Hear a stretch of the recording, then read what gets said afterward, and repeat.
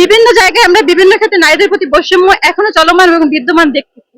এটার কারণ হয়তো কোনো না কোনো ক্ষেত্রে আমরাই, কারণ আমরা আমাদের অধিকার সঠিকভাবে আদায় করতে পারতেছি না। এটা আমাদের ব্যর্থতা আমরা মনে করি।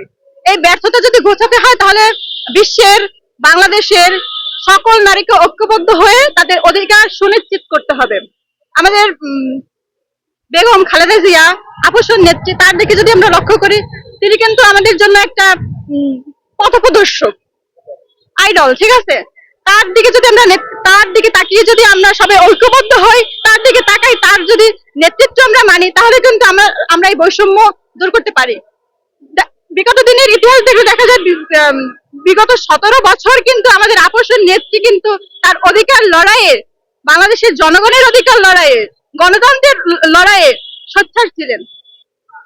এই স্বেচ্ছার তার এই দেখানো পথ আমাদেরকে ধরে রাখতে হবে, তাহলেই আমরা আমাদের অধিকারকে সুনিশ্চিত করতে পারবো এবং বৈষম্য দূর করতে পারবো।